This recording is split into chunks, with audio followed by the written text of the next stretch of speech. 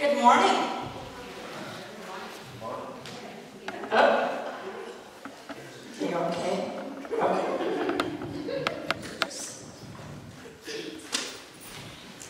So how is everyone today? Good? Good? Good? Have you done anything exciting in the last couple weeks since how I missed last Sunday? Anything exciting? Just everyday summer stuff, huh? We went to see the movie. I can't even talk today. What? I don't have a clue what that's about. What's it about? Sailor gets stuck in a race car. And a race car. Oh my. Oh, you see, I don't keep up on movies very well, so.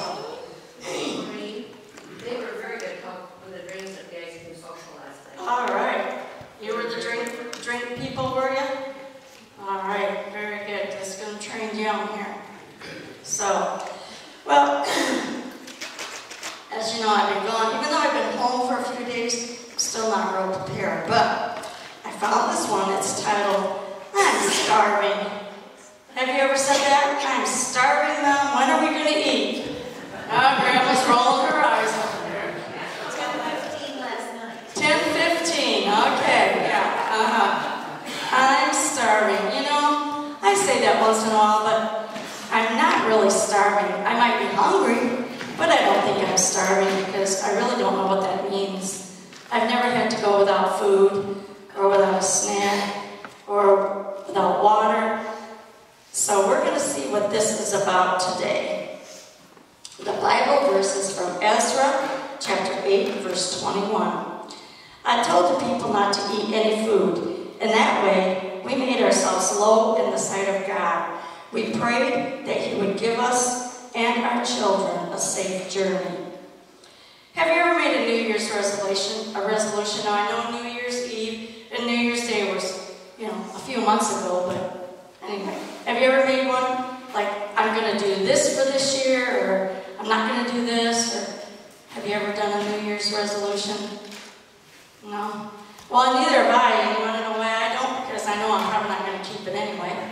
So it's like, But anyway, have you ever made one where you had to give up something? Potato chips, television, video games?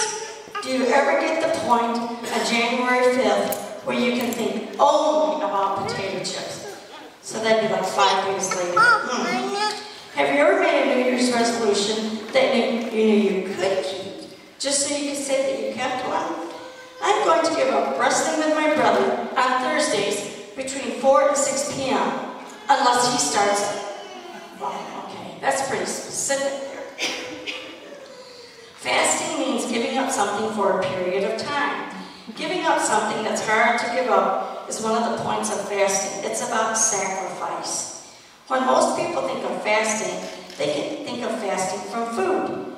Jesus fasted in the wilderness for 40 days after he was baptized and before he battled with Satan. He probably did this because he knew he had a big job in front of him. He was beginning his ministry, so he prayed and fasted to get ready for what lay ahead.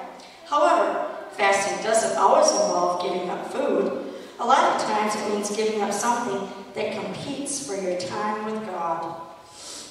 In the Odyssey episode, if you watch that, it says, Matthew gave up computers because he thought he was spending too much time with them.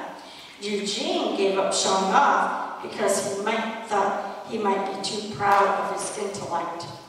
Connie gave up primping because she thought she might be too concerned about her appearance. And Wotan gave up junk food because he knew he had bad eating habits. Sacrificing things isn't the only point of fasting. However, the stuff you're giving up should be replaced by better stuff. Whenever Wotan thought about junk food, he said a little prayer for someone. This is a great way to concentrate on God during a fast. In the Bible, people fasted when they had something important coming up. The people in the church, early church, fasted before they appointed leaders. In Acts, Paul and Barnabas appointed elders for the people of each church. The elders had trusted they place the elders in the Lord's care. Do you have something important coming up? Anything important? I don't know as I do. Going back to work tomorrow, I guess that's important. A big decision that you or someone in your family has to make soon. Fasting might be a good way to shower that decision in prayer. Giving up something that may be distracting you from Jesus is one way you can show your love for the one who gave his life for you on the cross. And we're going to see what Eugene is up to today. Loquacious learning with Eugene Metcalf. Text me this one here. In the early centuries of the Christian church, everyone took part in a fast around Easter time. In 40 hours, approximately the amount of time Jesus was in the tomb. Oh, it was for 40 hours. I left out part of the sentence. Later, the fast was expanded to 40 days. On each day, Christians ate only one meal. During that time, the church would concentrate on the sacrifice Jesus made on the cross. Only one meal? Do you think you could live on just one meal? No? At least you're honest, aren't you? I don't know as I could either, unless it was a rather large meal that maybe overfilled me. But that's what sacrificing with you. When you say you're starving, is that what you did last night? At Grandma's? Well, I assume you were at Grandma's. Huh? Did she give you a snack before you went to bed? Yeah. I'm sure I would too, because that's what my grandkids do too. And there's only the little prayer theme memory verse is from 1 Thessalonians, and this is very, very simple to say. I'll hand it to you girls. Right down there in the bottom. You got that? Okay, here we go. Never stop praying. That one was very simple. So never stop praying and asking God for help and things that we need. So next time you think that you're starving, maybe we should think about that for a little bit and just realize we're just hungry, not starving. So shall we say our prayer for today? Dear God, be with us today and help us to realize that when we're starving, or we think we're not really, and that we need to pray for your guidance and your direction.